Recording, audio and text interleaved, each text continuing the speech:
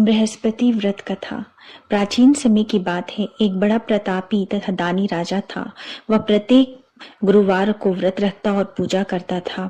यह उसकी रानी को अच्छा नहीं लगता था। न ही वो व्रत रखती और न ही किसी को एक पैसा दान देती। राजा को भी ऐसा करने से मना करती थी। एक समय की बात है कि राजा शिकार खेलने के लिए वन में चले गए। घर पर रानी और दासी अकेली थी। उस समय गुरु बृहस्पति साधु का रूप धारण कर राजा के दरवाजे पे भिक्षा मांगने आए। साधु ने रानी से भिक्षा मांगी तो वह कहने लगी, हे साधु महाराज, मैं इस दान और पुण्य से तंग आ चुकी हूँ। आप कोई ऐसा उपाय बताइए जिससे ये सारा धन नष्ट हो जाए और मैं आराम से रह सकूं। साधु रूपी बृहस्पति देव ने कहा, हे देवी, तुम बड़ी विचित्र हो। संतान और धन के लिए भी कोई दुखी होता है। अगर तुम्हारे पास धन अधिक है तो उसे शुभ कार्यों में लगाओ जिससे तुम्हारे दोनों लोग सुधरे। परंतु साधु की यह बात रानी को खुश नहीं कर पाई। उसने कहा, मुझे ऐसे धन की आवश्यकता नहीं जिसे मैं दान दे सकूं, जिसको संभालने में मेरा सारा समय नष्ट हो जाए। साधु ने कहा, यदि तुम्हारी यही इच्छा है तो जैसा मैं कहता हूँ वैसा करना। बृहस्पति के दिन तुम घर को गोबर से लीपना, अपने केशों को पीली मिट्टी से धोना, केशों को धोते समय स्नान करना, राजा से भी हजामत बनाने को कहना, भोजन में मांस मदिरा खाना, कपड़ा धोबी को धुलने के लिए देना। इस प्रकार 7 बृहस्पतिवार करने से तुम्हारा समस्त धन नष्ट हो जाएगा। इतना कहकर साधु बने बृहस्पति देव अंतर्ध्यान हो गए। साधु के कहे अनुसार करते हुए अभी रानी को 3 ही बृहस्पतिवार बीते थे कि उसकी समस्त संपत्ति नष्ट हो गई। भोजन के लिए परिवार तरसने लगा। एक दिन राजा रानी से बोले, हे रानी, तुम यहीं रहो, मैं दूसरे देश को जाता हूँ, क्योंकि यहाँ मुझे सभी जानते हैं, इसलिए मैं कोई छोटा काम नहीं कर सकता। ऐसा कहकर राजा परदेश चला गया। वहां वह जंगल से लकड़ी काट कर लाता और शहर में बेचता। इस तरह वह अपना जीवन व्यतीत करने लगा।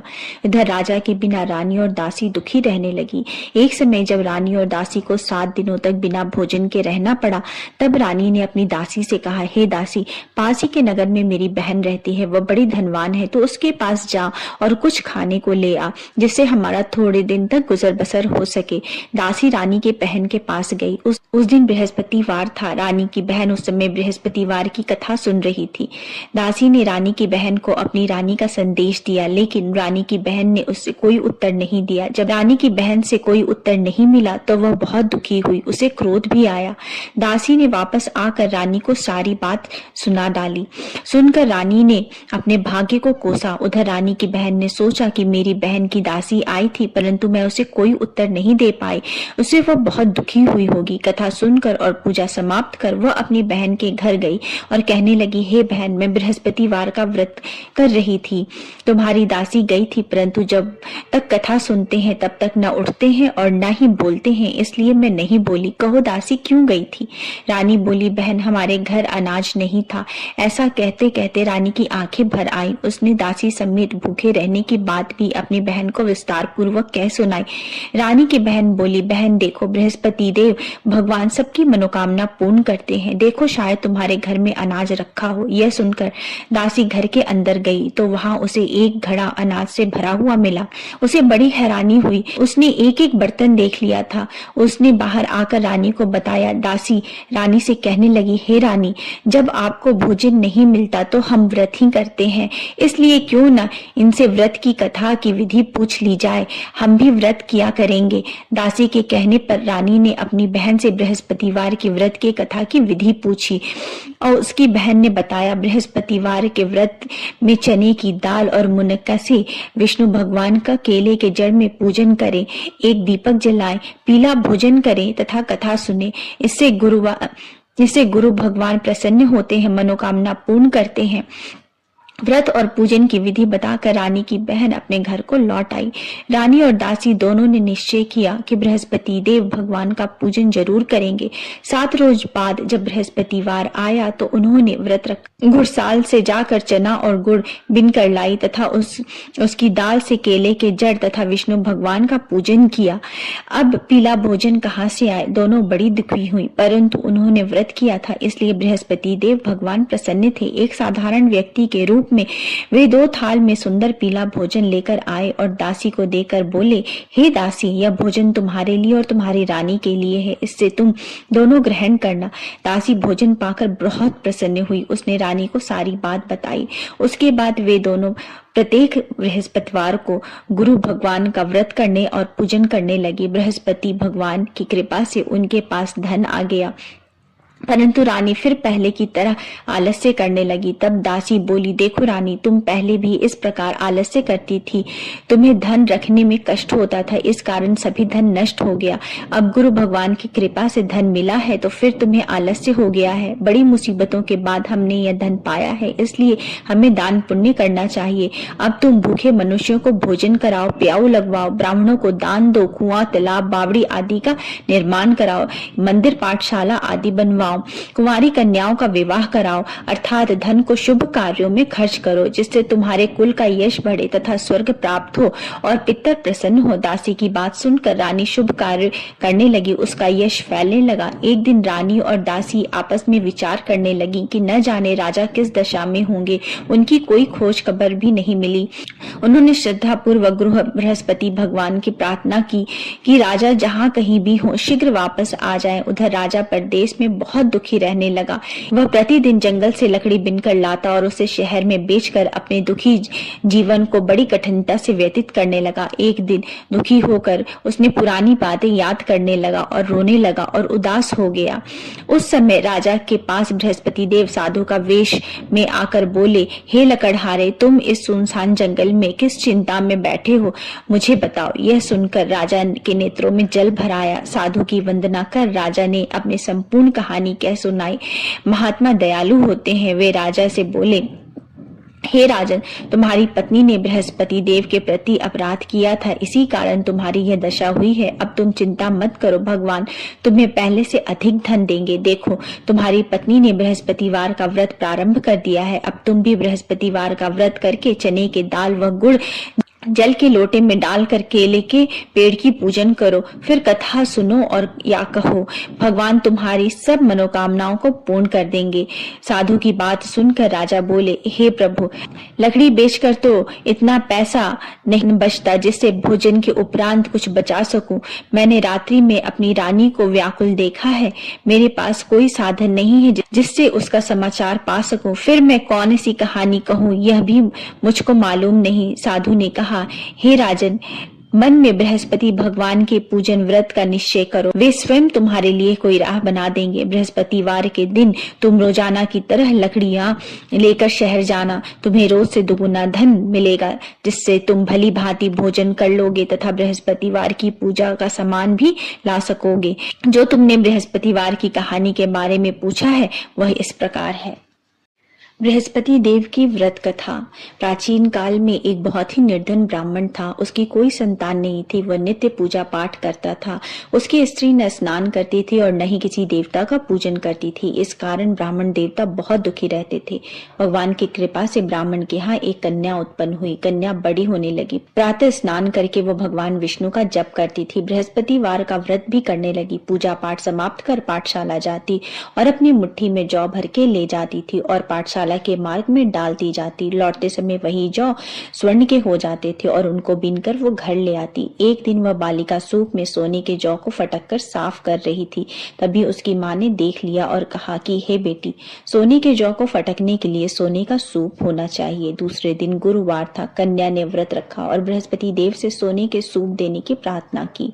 बृहस्पति देव ने उसकी प्रार्थना स्वीकार कर ली। रोजाना की तरह वह कन्या जौ फैलाती हुई पाठशाला चली गई। पाठशाला से लौटते वक्त जब वो जौ बिन रही थी तो बृहस्पति देव की कृपा से उसे सोने का सूप मिला। उसे वो घर ले आई और उससे जौ साफ करने लगी, परंतु उसकी माँ का वही ढंग रहा। एक दिन की बात है, कन्या सोने के सूप में जौ साफ कर रही थी। उस समय उस नगर का राजकुमार वहां से निकला। कन्या के रूप और कार्य को देखकर वह उस पर मोहित हो गया। राजमहल में आकर वह भोजन तथा जल त्याग कर उदास होकर लेट गया। राजा को जब राजकुमार द्वारा अन्य जल त्यागने का समाचार ज्ञात हुआ हुआ तो वे मंत्रियों के साथ अपने पुत्र के पास आ पहुंचे और कारण पूछने लगे। राजकुमार ने राजा को उस लड़की के घर का पता भी बता दिया। मंत्री उस लड़की के घर गए। मंत्री ने ब्राह्मण के समक्ष राजा की ओर से निवेदन किया। कुछ दिन बाद ब्राह्मण की कन्या का विवाह राजकुमार के साथ संपन्न हुआ। कन्या के घर से जाते ही ब्राह्मण के घर में पहले की भांति गरीबी का निवास हो गया। एक दिन दुखी होकर ब्राह्मण अपनी पुत्री से मिलने गए। बेटी ने पिता की अवस्था को देखा और अपनी माँ का हाल पूछा। ब्राह्मण ने सभी हाल विस्तार पूर्वक सुनाया। कन्या ने बहुत सा धन देकर अपने पिता को विदा कर दिया, लेकिन कुछ दिन के बाद वही हाल हो गया। ब्राह्मण फिर अपनी कन्या के यहाँ गए और सभी हाल अपनी पुत्री को कह सुनाया। पुत्री बोली, हे पिताजी, आप माताजी को यहाँ लिवा लाओ, मैं उन्हें वह विधि बता दूंगी जिससे गरीबी दूर हो जाएगी। ब्राह्मण देवता अपनी स्त्री को साथ लेकर अपनी पुत्री के पास राजमहल में पहुंचे तो पुत्री ने अपनी माँ को बहुत समझाया। वो बोली, हे माँ, तुम प्रातः काल स्नान आदि करके विष्णु भगवान का पूजन करो तो सब दरिद्रता दूर हो जाएगी। परंतु उसकी माँ ने उसकी एक भी बात नहीं मानी। वह प्रातः काल उठकर अपनी पुत्री की बची जूठन खा लेती थी। एक दिन उसकी पुत्री को बहुत गुस्सा आया। उसने अपनी माँ को एक कोठरी में बंद कर दिया। प्रातः उसे स्नान आदि करा के पूजा पाठ करवाया तो उससे उसकी माँ की बुद्धि ठीक हो गई। इसके बाद वह नियम से पूजा पाठ करने लगी और प्रत्येक बृहस्पतिवार को व्रत भी करने लगी। इस व्रत के प्रभाव से मृत्यु के बाद वह स्वर्ग को प्राप्त हुई। वह ब्राह्मण देवता भी सुख पूर्वक इस लोक का सुख भोग करके स्वर्ग को प्राप्त हुए। इस तरह कहानी कहकर साधु बने देवता वहां से लोप हो गए। धीरे धीरे समय व्यतीत होने पर फिर बृहस्पतिवार का दिन आया। राजा जंगल से लकड़ी काट कर शहर में बेचने गया। उसे उस दिन और दिनों से अधिक धन मिला। राजा ने चना गुड़ आदि लाकर बृहस्पतिवार का व्रत किया। उस दिन से उसके सभी कलेश दूर हो गए। परंतु जब अगले गुरुवार का दिन आया तो राजा बृहस्पतिवार का व्रत करना भूल गया। इस कारण बृहस्पति भगवान नाराज हो गए। उस दिन उस नगर के राजा ने विशाल यज्ञ का आयोजन किया था तथा उसके समस्त राज्य में घोषणा करवा दी थी कि सभी मेरे घर भोजन करने आवे, किसी के घर चूल्हा ना जले। इस आज्ञा को जो न मानेगा उसको फांसी दे दी जाएगी। राजा की आज्ञा अनुसार राज्य के सभी लोग राजा के घर भोजन में सम्मिलित होने के लिए चले गए, लेकिन लकड़हारा कुछ देर से पहुंचा, इसलिए राजा उसको अपने साथ महल ले गए। जब राजा लकड़हारे को भोजन करा रहे थे तो रानी की दृष्टि उस खूंटी पर पड़ी जहां पर उसका हार लटका हुआ था। उसे हार खूंटी पर लटका हुआ दिखाई नहीं दिया। रानी को निश्चय हो गया कि मेरा यह हार लकड़हारे ने चुराया है। उसी समय सैनिक बुलवाकर उसको जेल में डलवा दिया। लकड़हारा जेल में विचार करने लगा कि न जाने कौन से पूर्व जन्म के कर्म से मुझे यह दुख प्राप्त हुआ है और जंगल में मिले साधु को याद करने लगा। तत्काल बृहस्पति देव साधु के रूप में प्रकट हो गए और कहने लगे, अरे मूर्ख, तूने बृहस्पति देवता की कथा नहीं की, इसी कारण तुझे यह दुख प्राप्त हुआ है। अब चिंता मत कर, बृहस्पतिवार के दिन जेल खाने के दरवाजे पर तुझे 4 पैसे पड़े मिलेंगे। उससे तू बृहस्पतिवार की पूजा करना, तेरे सभी कष्ट दूर हो जाएंगे। अगले बृहस्पतिवार को उसे जेल के दरवाजे पर 4 पैसे पड़े मिले। राजा ने पूजा का सामान मंगवा कर कथा कही और प्रसाद बांटा। उसी रात्रि में बृहस्पति देव ने उस नगर के राजा को स्वप्न में कहा, हे राजा, तूने जिसे जेल में बंद किया है उसे कल छोड़ देना, वह निर्दोष है। राजा प्रातः काल उठा और खूंटी पर हार टंगा देखकर लकड़हारे को बुलाकर क्षमा मांगी तथा राजा के योग्य सुंदर वस्त्र आभूषण भेंट कर उसे विदा किया। गुरुदेव की आज्ञा अनुसार राजा अपने नगर को चला गया। राजा जब नगर के निकट पहुंचा तो उसे बड़ा ही आश्चर्य हुआ। नगर में पहले से अधिक बाग, तालाब और कुएं तथा बहुत सी धर्मशालाएं, मंदिर आदि बने हुए थे। राजा ने पूछा कि यह किसका बाग और धर्मशाला है। तब नगर के सब लोग कहने लगे, यह सब रानी और दासी द्वारा बनवाया गया है। राजा को आश्चर्य हुआ और गुस्सा भी आया कि उसकी अनुपस्थिति में रानी के पास इतना धन कहां से आया।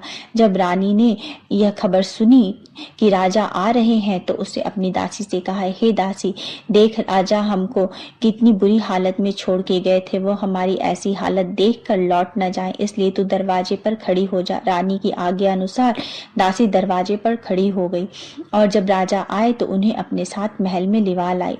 तब राजा ने क्रोध करके अपनी तलवार निकाली और पूछने लगा, बताओ यह धन तुम्हें कहां से प्राप्त हुआ। तब रानी ने सारी कथा कह सुनाई।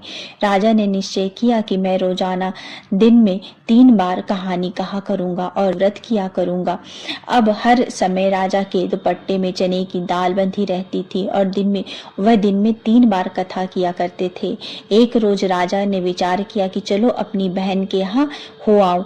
इस तरह का निश्चय कर राजा घोड़े पर सवार हो अपनी बहन के यहाँ चल दिए। मार्ग में उन्होंने देखा कि कुछ आदमी एक मुर्दे को लिए जा रहे हैं। उन्हें रोककर राजा कहने लगा, अरे भाइयों, मेरी बृहस्पतिवार की कथा सुन लो। वे बोले, लो हमारा तो एक आदमी मर गया है, इसको अपनी कथा की पड़ी है। परंतु कुछ आदमी बोले, अच्छा कहो, हम तुम्हारी कथा भी सुनेंगे। राजा ने दाल निकाली और कथा कहनी शुरू कर दी।